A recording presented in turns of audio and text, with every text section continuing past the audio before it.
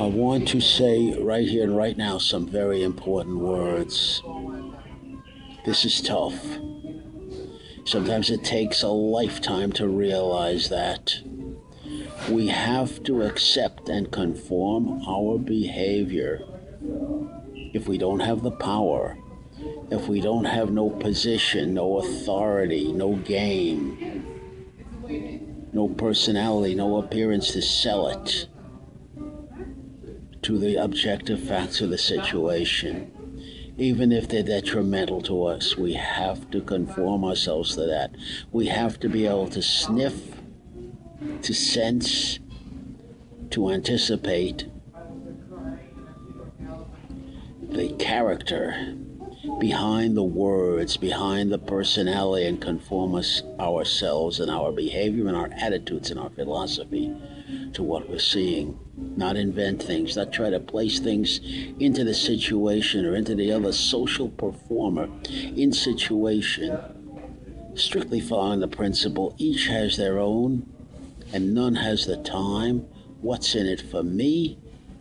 Greed principle. And unless we have the leverage and the power and the authority, we have something that other social performer wants and needs from us, and we can sell it. You better be alert and present in the now to take full measure of your acceptance. And when I say acceptance, I don't mean personality bullshit service acceptance. For show, for tactful civility. And when something else is going on below the surface, we have to be obedient. We get our instructions from the situation. And unless we have power and importance and relevance, because of the way we critically evaluated what's going on and made the right decisions, we're going to behave wrongly and pay terrible consequence. You have to know when to say goodbye. You have to know when to end it. The one who ends it at the right time and in the right way. And by the right way, I mean street smart, functional, effective. For you,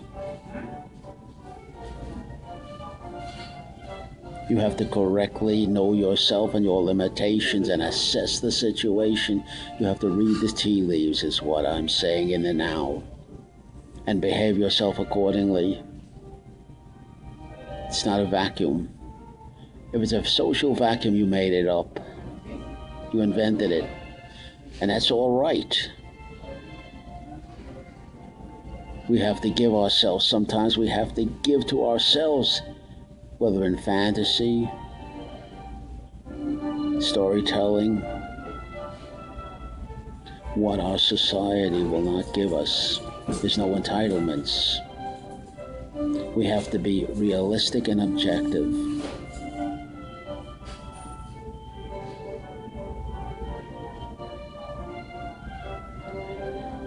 Everything has to be tested.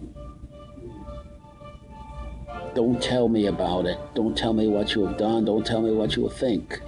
Unless you put it in public, explicit, clear terms and state it in such a way that I can interrogate it and test it out.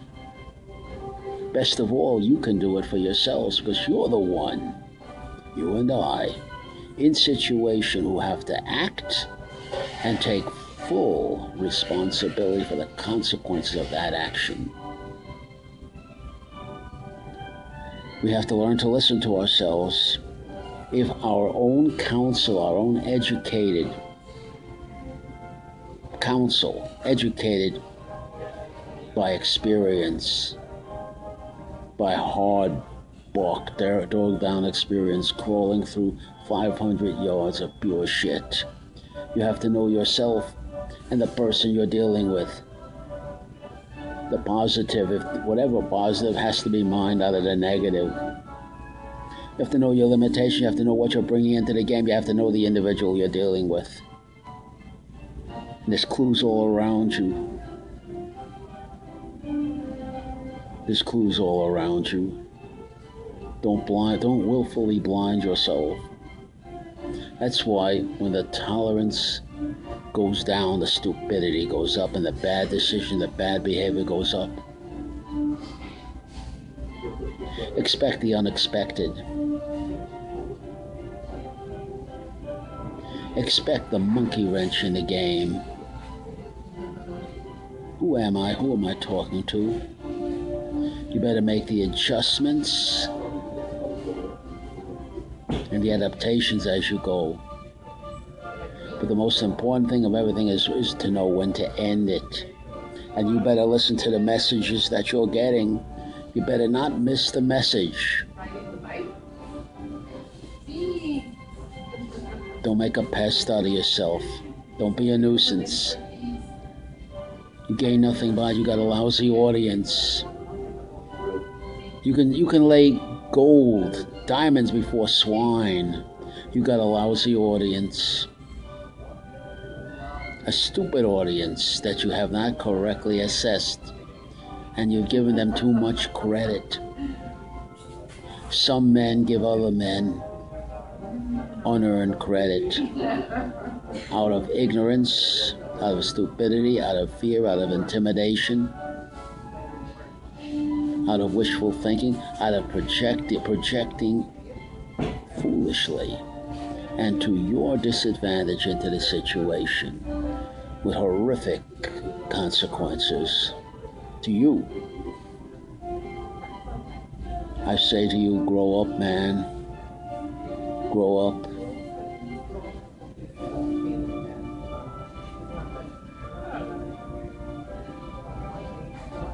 That's why I like the Passion. That's why I like the 12 stops on the way to the cross, Jesus. Because in the final analysis, when all is said and done, you live alone and you're going to die alone. Only you will do your dying.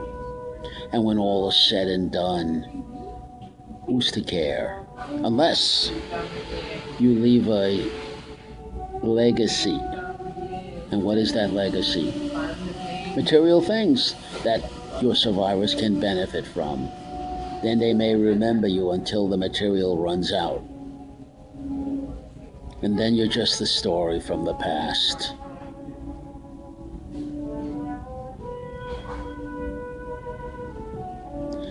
The question is, the real question is, the existential question. Who are you as an individual? It comes down to that. And what do you matter? And the only thing you matter is what you can impose by your experience, by your material backup, by your presence, by your personality. That's the show you put in front of the world. That's your part of your phenotype, your presentation to the world, your package, and the leverage, power you can get on your social opponent, your adversary. I don't begin with a premise of man is good or man is bad. I don't believe in that.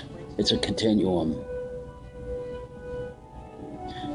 You and I, and I'm speaking for myself, we have to learn to see through fronts is what I'm saying. We have to learn to see through bullshit. We have to fully understand the individual, the social performer we're dealing with. We have to read between the lines and listen to the music. And not hear with our subjectivity, our sensitivities, our needs. Because each has their own. None have the time. Don't come to me. When I use me, I'm talking in general, the general me.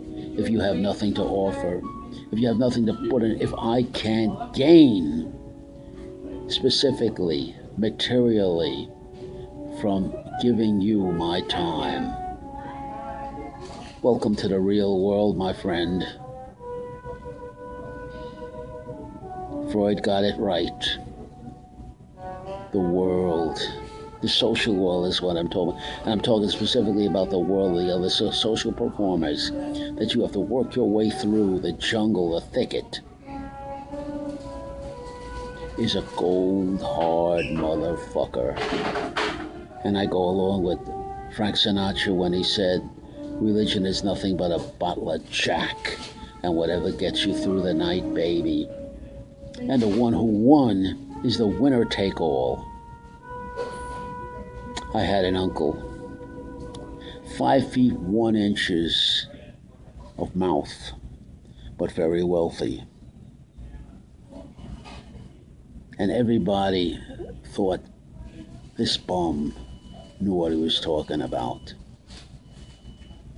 And he'd say, Sonny, what has Uncle got in his hand? This is a bullshit uncle. This is a 10-cent uncle. This is a surface uncle, only name only. I said, what has Uncle got in his hand? What do you see in Uncle's hand? Uncle, quote unquote. I said, Uncle, I see money. He had hundreds in his hand. He slammed his fist down on the desk of his office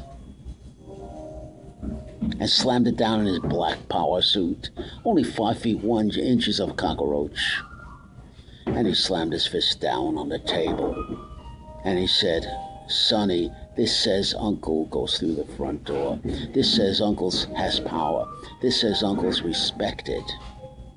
Now, Sonny, I'm going to put that money back in my pocket. I'm going to hold out my empty hand to you and say, Sonny, good luck. What else can I say? And he's right. The irony of that, philosophically shallow man, philosophically stupid man, but he's right, he got it right. That's all there is, power. Ike Eisenhower got it right when he said, the bridge between black and white is green. Green is power.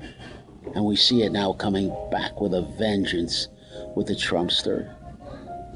Mr. Trump, ironically, probably would make an effective president.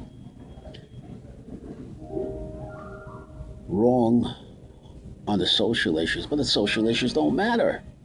It took me a lifetime to understand that. The big picture, it's the economy, stupid. It's the economy. It's the deal. It's the reality, the cold, hard reality of who can make the deal and sell it. And come off, like Sinatra said, with all of the marbles, or most of the marbles. Win and lose. There's no consolation for second place. Only if you invented it, you dreamt it.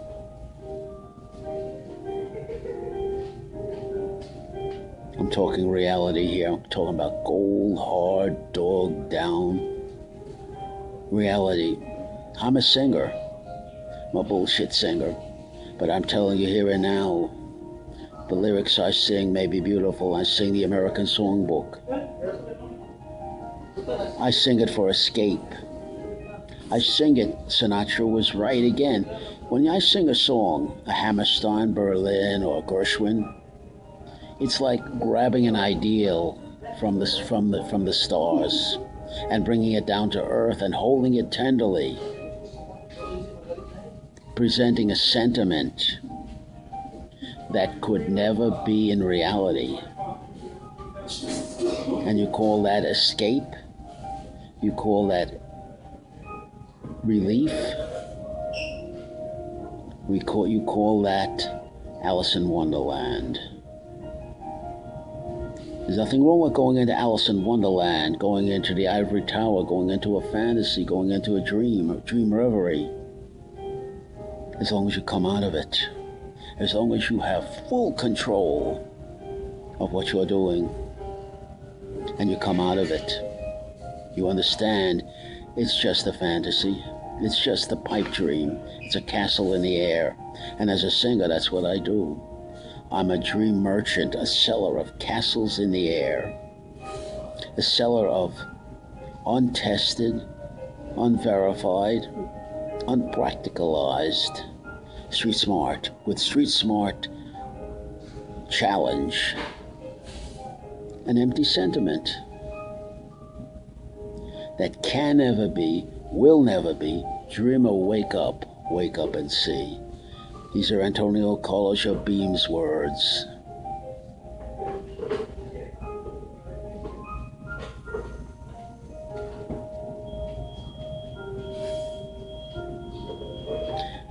And in the late 60s, Sinatra got it right when he said at that time,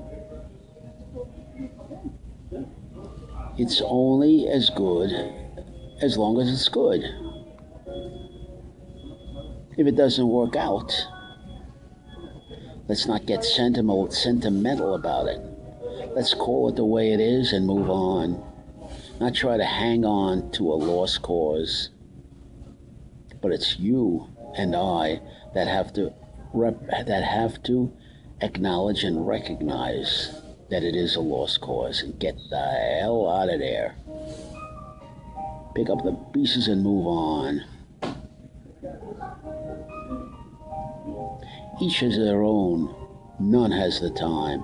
And down deep in the final analysis, when push comes to shove, it's I. What's in it for me? The greed principle. That's why I like the Trumpster. The Donald is upfront about that. He looks like a mutt, but he's upfront about that. That's what I like about them Tea Party bastards. It takes a bastard to make, from the point of view of the big picture, the right decisions and follow through.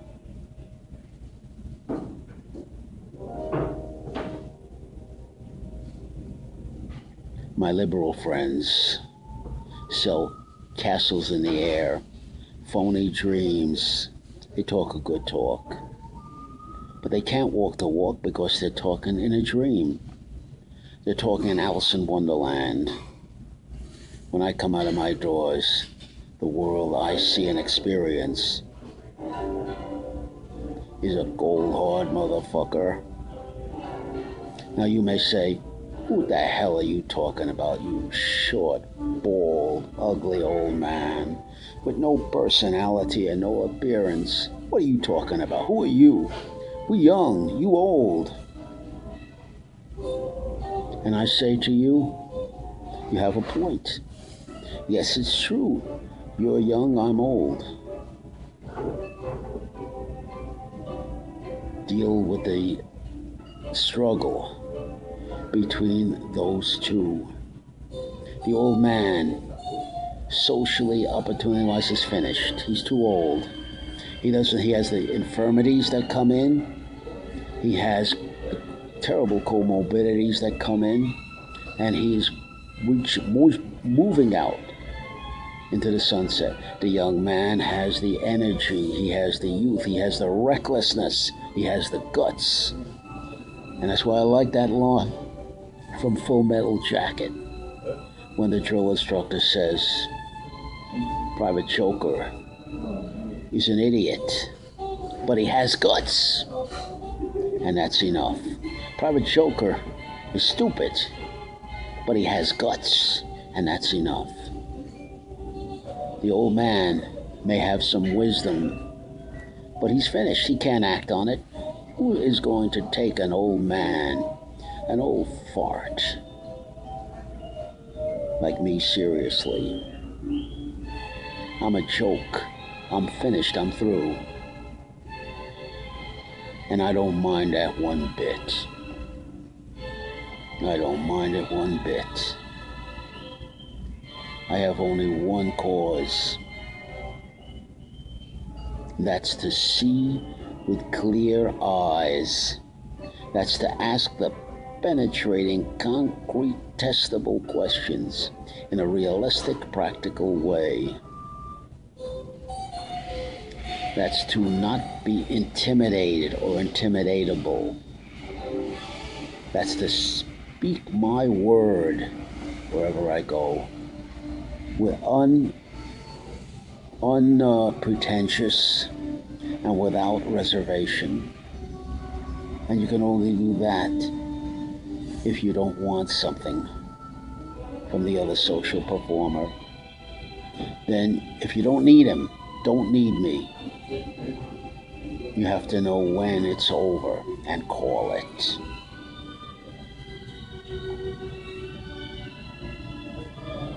Never obligate yourself to some other son of a bitch, social performer, so that now you have to speak as you must, not as you will. So now you have to be intimidated. So now you need something from that. You took something from that other asshole, and you thought it was gratis, but it had chains attached to it. The world is cold, hard, and even. What does that mean? It means that other performer who you gave away your power, you projected away your power and your leverage by wanting something for nothing, by looking for a free lunch, and now he has leverage on you, and he's going to come back at you, and he has your mark, and he's going to claim it at a time when you are most vulnerable. There's a great scene from the wonderful, wonderful film, The Pawnbroker, with the great Rod Steiger, and he plays a concentration camp survivor, and his nemesis says, "I'm going to kill you." And he wants to die because he has survivor's guilt. He lost his wife, his family, in the Holocaust. And he says, "I'm going to kill you," the pawnbroker. But you want to die now, but it's going to be a time and a place where you want to live the most, and I'm going to kill you.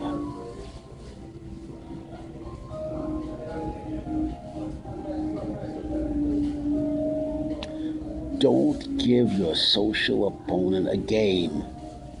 Don't want things from other people. Don't need them. Get on your own self-reliance, self-sufficiency as quickly as possible. Become, I say to you, become a rock and an island. And I'm not talking to some disgruntled naysayer. I think I'm talking some truth. I think I'm talking some reality.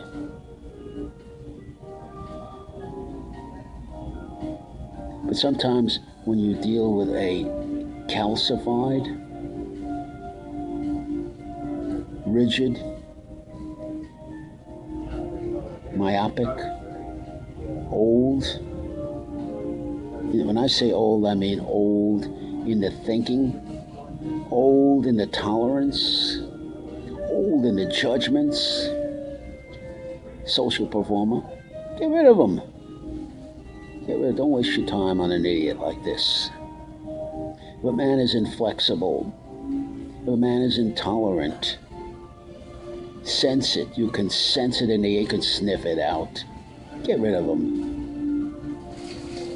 You got nothing to gain. Once the pattern has emerged, once it becomes apparent what this individual is, get rid of them. End it. You be the one to end it, not him. You have the power, not him.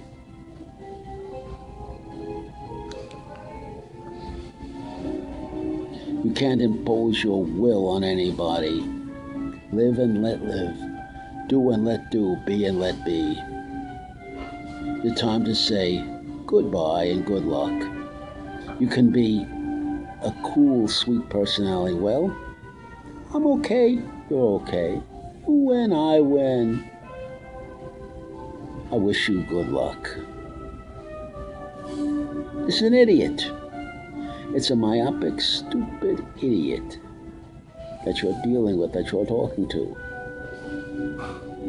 That's called the sweet personality of insulting a man without insulting him. But you got to get rid of him.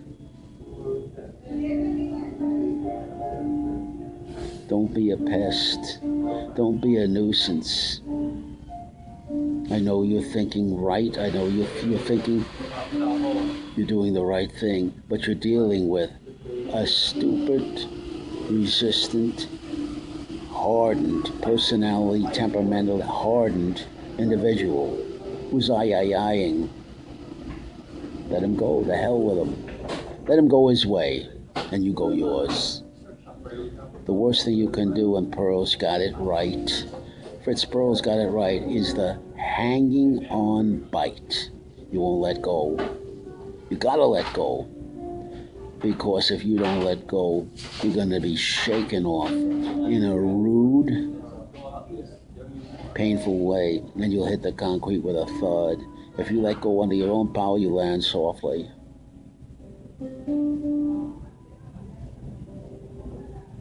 You have to challenge everything. You have to question everything.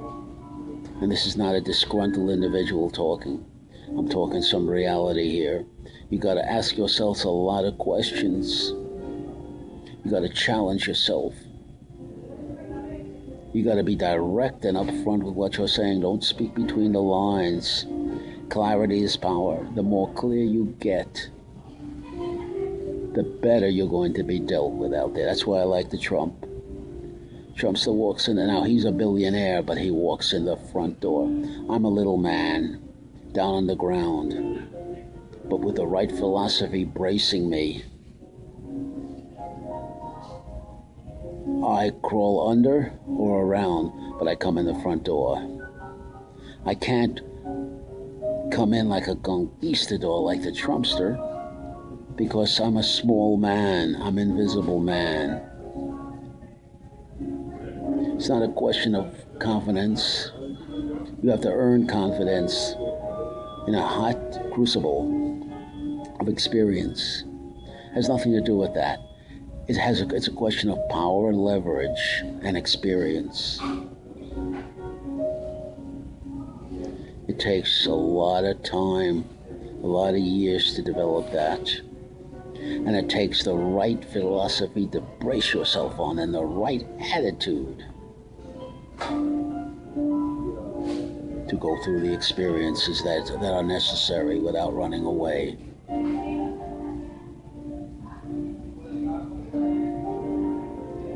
Don't reach out. Quit reaching out to an impossible dream.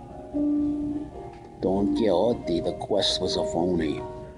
Don't march out on a phony quest.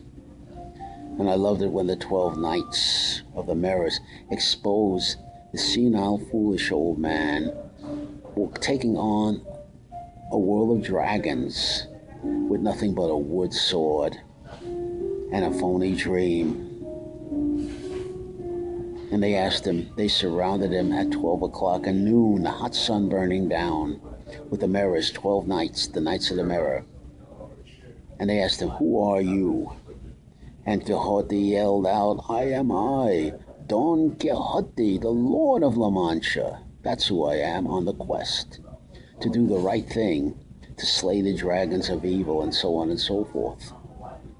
And the knight said, no, I am I, the knight, the Lord of the Mirrors. Don Quixote, when you look in these mirrors, what do you see? And Quixote yelled back, the foolish old man, I am I, Don Quixote, the Lord of La Mancha. And the Knight of the Mirror said, no, I tell you what I see. You are foolish, senile, stupid old man, babbling some impossible dream.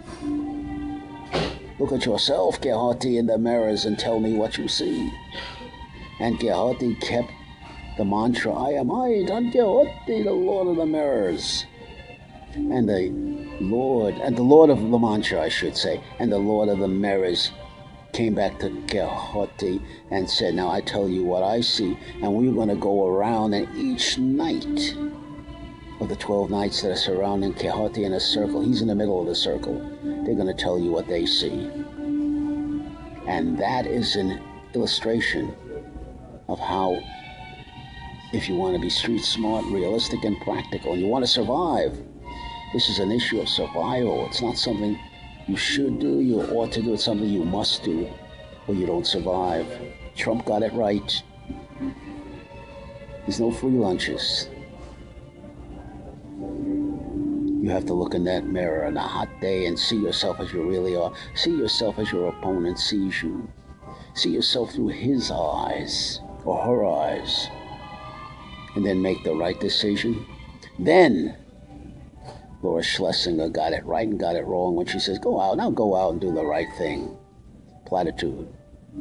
No, Dr. Laura.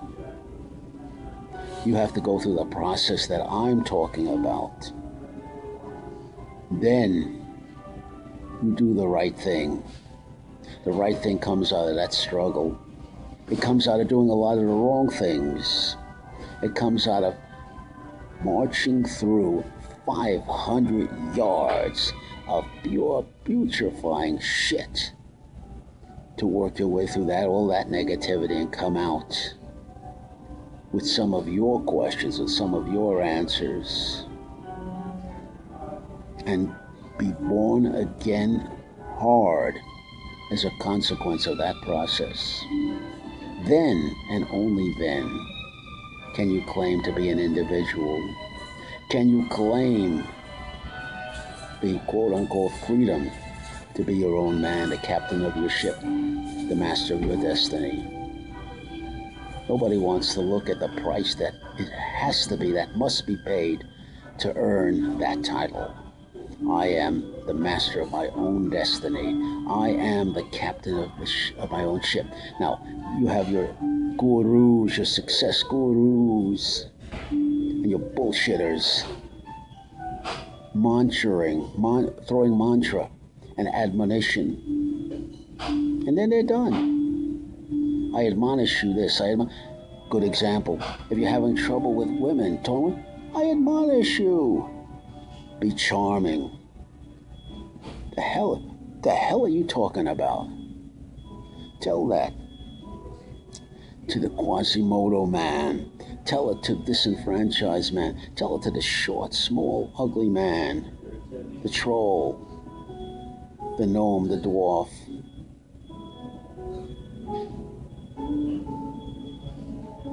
How stupid can you be?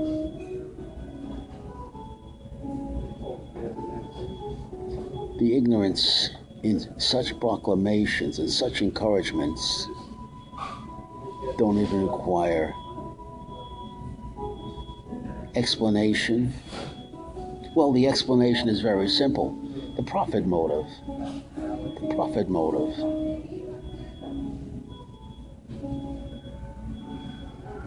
Never questioning, does the individual you are admonishing have the training, the hard bark on him, the capacity to do in the real world where he's going to be consequented, challenged with all the resistances, stresses, and the reality is going to hit him square in the face?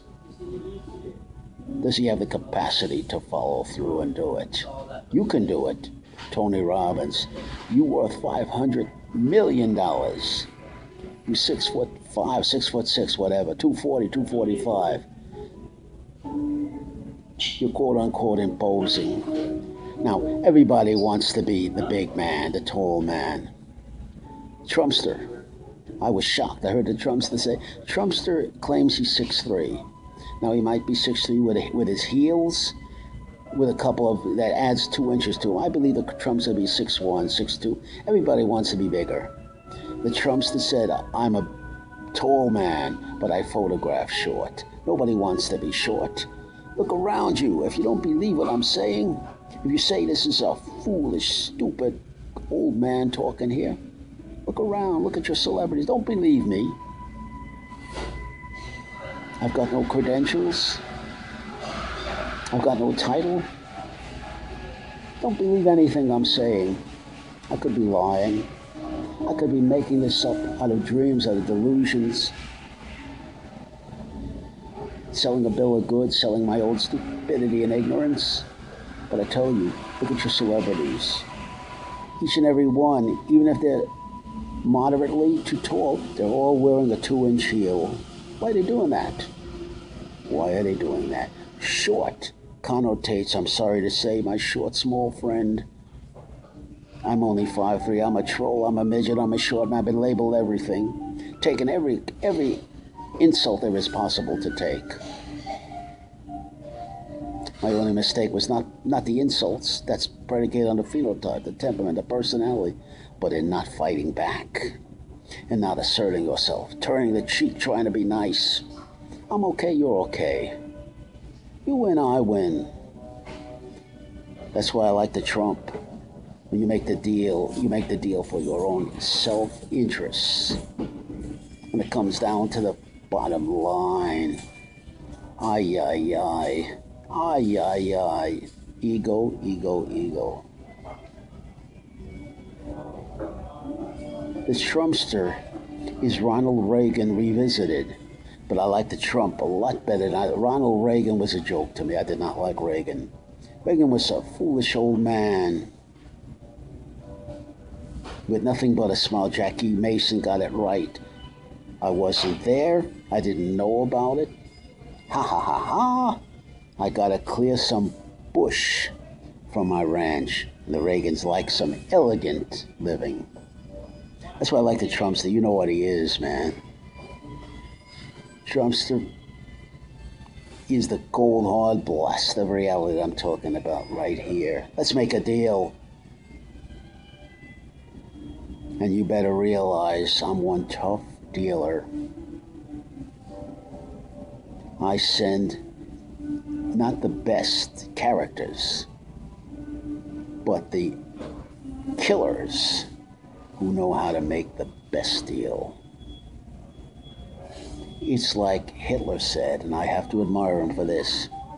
And Hitler talking to his adversaries, making demand. He said, I'm through talking to you. Either you agree to my terms or I bring Otto in. Otto was 6'6" giant of a German man. Brutally tough man. He was Hitler's closer, his finisher.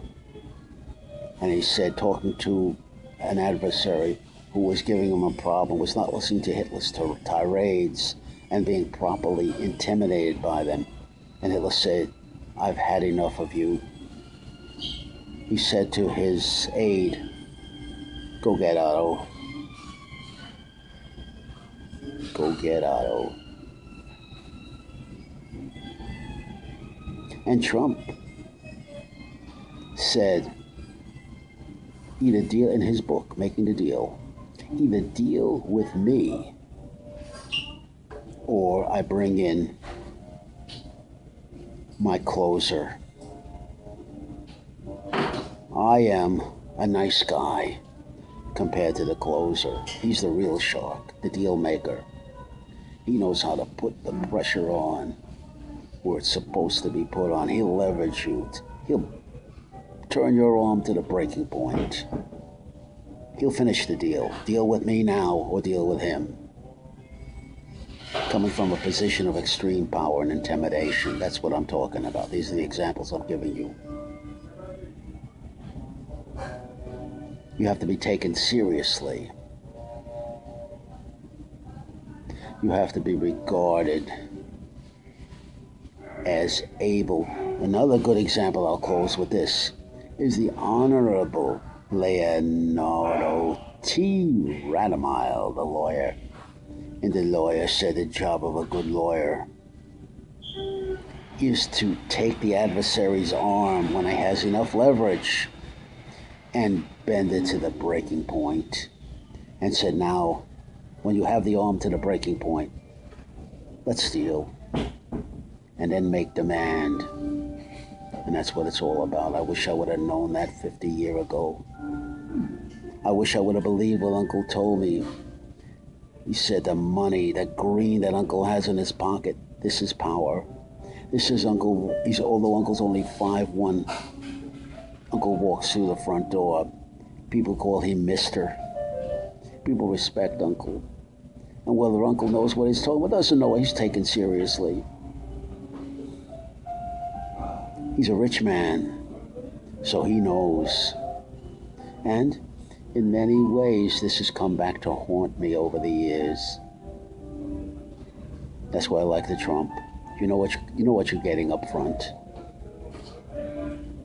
Reagan was a wolf in sheep's clothing. This man comes out as a wolf. He looks like a mutt. I like a man that speaks extemporaneously. I know where he stands. I know where I stand with this individual. Right up front. It's the asshole who hides out, who's really a wolf, but is wearing sheep's clothing. The sheep's clothing of social niceties. Meanwhile, there's something else going on below the surface that I should have picked up.